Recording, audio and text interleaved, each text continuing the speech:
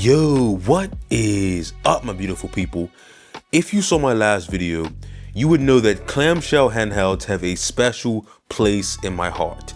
And that's because the first console I ever owned was actually a red Game Boy Advance SP. Now, this device I have on the table right here is not a Game Boy Advance SP, but it is inspired by it, and that's why I love it. So, in honor of the first console I ever owned, today we are going to be looking at some of the best clamshell devices that are out on the market right now. But before we do that, before we get into each device, let's answer a very important question. Why do I love clamshell handhelds? And I'm going to answer that in just a second. Before we do that, make sure you smash that like button, make sure you subscribe, ring that bell, all that great YouTube stuff, so you can keep coming to you more burly average dude content. So why do I love clamshells? Now, there are three key reasons: portability, protection, and functionality. Now, for portability, you have to consider the fact that a device that can fold in half, right, it's more compact. Because if you look at it, it can just be smaller. It can just be smaller with a similar, screen size. For example, the GPD Win Mini I have right here has the same 7-inch screen as the ROG LIX. But unlike the LIX, the Win Mini can actually go in your pocket. It fits in your pocket, and that's not something that the LIX can really say. No, the protection aspect, that's the second key, is also because it can fold up, it can actually be closed, and that means that you don't have to worry about the screen, because the screen is on the inside, so you don't have to worry about it getting scratched up as much, because when you close it, it pretty much becomes its own case. Throw this into a bag, throw this into your pocket, and you don't have to worry about it too much. Now, the third key, functionality. Functionality is because, unlike a regular handheld, you have the screen on the top, you have the controls, but you also have space for like a keyboard and a trackpad like these other PC handhelds here. You can add more things because you have like 2 layers of device as opposed to a regular handheld. So you get more functionality. Now let's talk about each device specifically. Let's dive in and break it down. Okay, so we're going to talk about each device, and the plan of this video is not to take too much of your time. I could talk about clamshells all day, but the plan is just to give you 2 things I like about each device and 1 thing I don't really like, and then I'll get you guys out of here. Now, let's talk about the first device, this one right here. This device right here that really started it all as far as, inspiration to the Game Boy Advance SP. I know this is the second device in the lineup, but let's talk about this red beauty right here. This is none other than the Anbernic RG35XXSP. Yes, that is the full name. Now, what I like about this device is the build quality and the nostalgia. Now, as far as the nostalgia goes, as I mentioned, this device is like a direct callback to my original Game Boy Advance SP. So this is like my childhood right here. Every time I pick this device up, it just feels like my childhood. And I just think that if you told like 8-year-old me that I'll be able to play Dreamcast on a device like this, it would absolutely blow my mind. Now, as far as the build quality goes, this device is sort of better built than some of the other retro clamshells that I have tested. Now, I have to acknowledge that it does have like a slightly better hinge than the other device that we're going to talk about. And overall, it just feels like it's built to last a little bit longer than the other device we're going to talk about today, and some other retro handhelds in this similar price bracket that I have talked about or that I have looked into. Now, one thing I don't like about this device so much is the fact that there are no joysticks. Now, that's not like the biggest deal, because you can always like play games that don't require joysticks, but sometimes you want to play some games that do require a joystick, and it's just a little bit more of a challenge. Now I will acknowledge that it's not really an issue of this device because I knew it didn't have a joystick when I got it, and I do curate my games on this device to play games that don't require a joystick. But considering that there are other devices like this that do have a joystick, I wish there was at least, you know, one joystick on this device. It's just something I wish was there. Now let's move on to the next clamshell here. This is actually the newest clamshell device that I've actually added to the collection here. This is the Miyoo Flip V2. And the reason I like this device, both of the reasons actually have to do with these two sticks at the bottom here.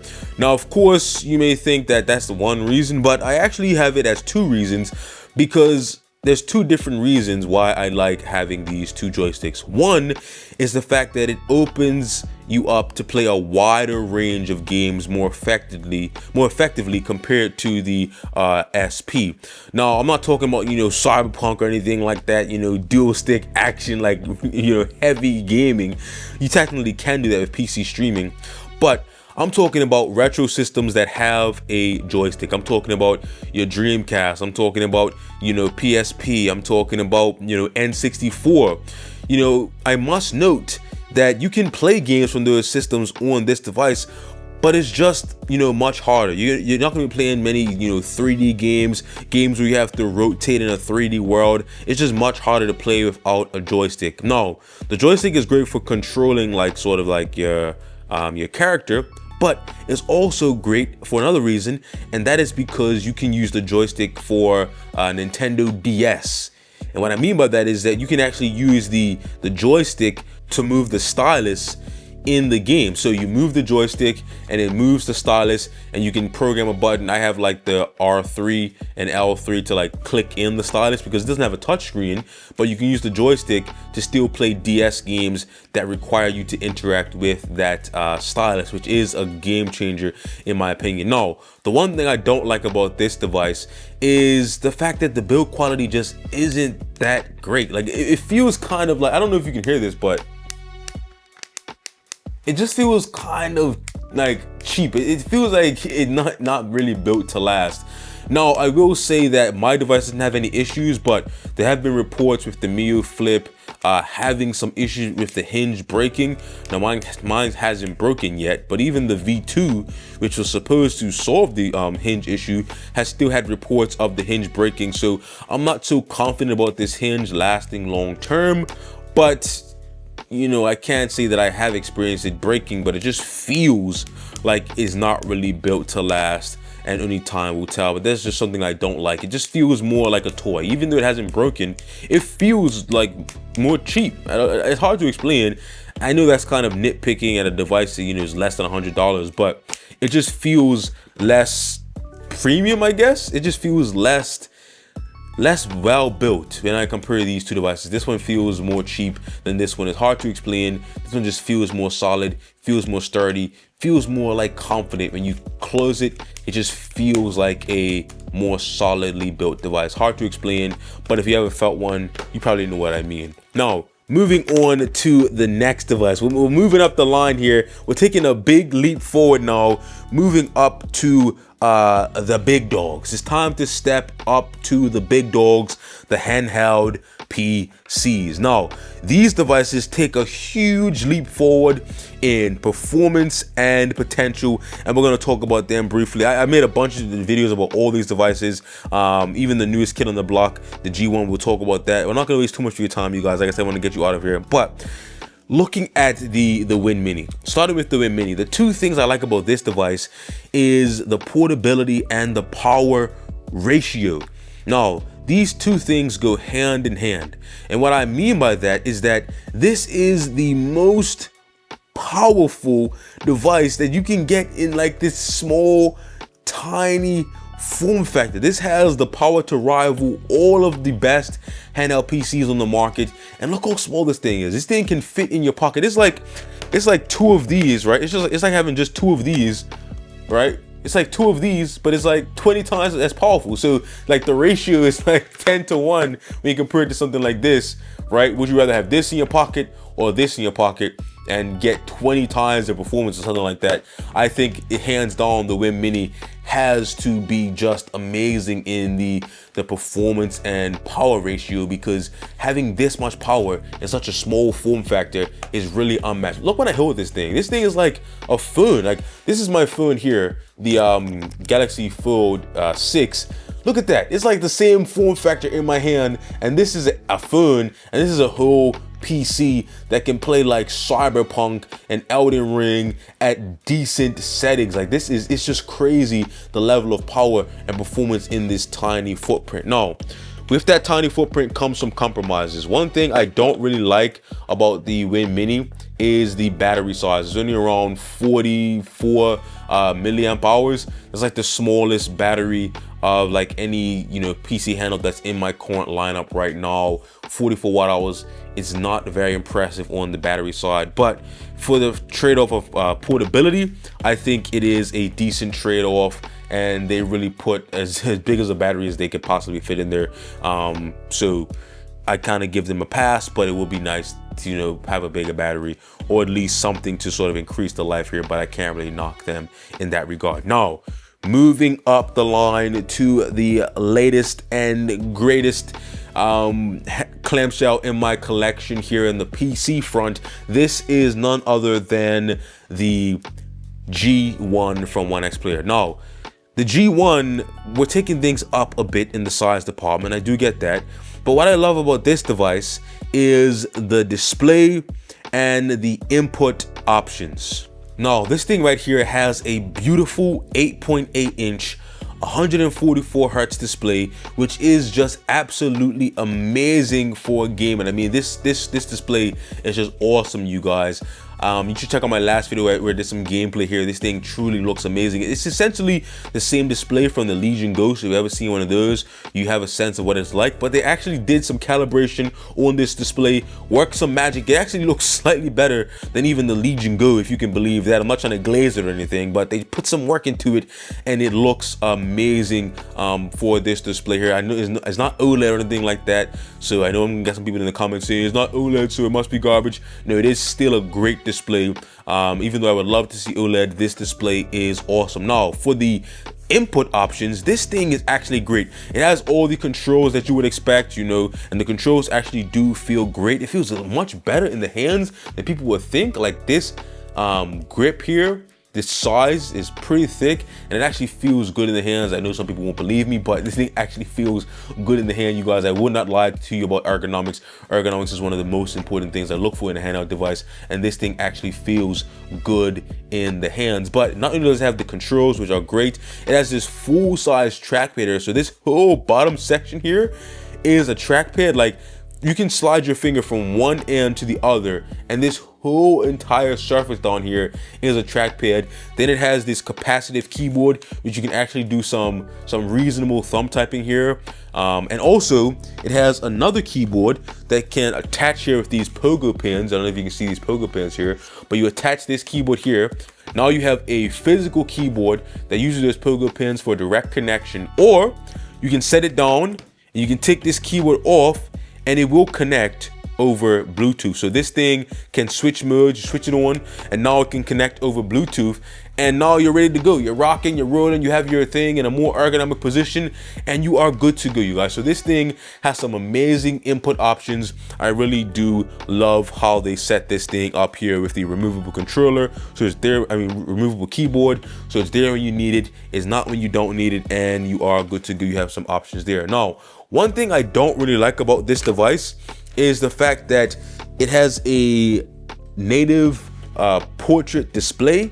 And what that means is that some situations is going to be an issue, but most of the times it's not. But I will just say, I wish it had a landscape native display. You can also see that even like the camera, the webcam is on the side here, because the screen is pretty much like a tablet screen that's been rotated, you know, 180 degrees or 90 degrees, so that it can, you know, work in a handheld PC. But it actually is a portrait native display. I would love to see a landscape native display. Now, moving up to the behemoth, the big boy, the beast, the Win Max 2, the legend himself. Now, talking about the Win Max 2, two things I like about this device is really the productivity aspect and the ports. Now, as far as productivity, this thing has like almost a full-size keyboard. Like, this thing is very large for a handheld device of this form factor, and I really do think that this is the most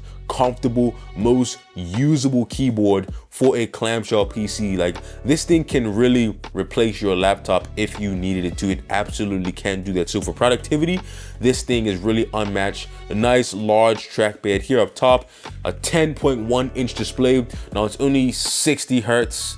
Only 60 hertz. I know that sounds kind of crazy, but this thing is an amazing device here for screen size, for productivity. And as far as the ports go, check this out, you guys. This device actually has more ports than my actual work laptop. We have full-size HDMI, 2 USB-C 4.0. We have Oculink for that ultra-fast eGPU support. Turn it over to the side. We have 2 full-size USB-A ports.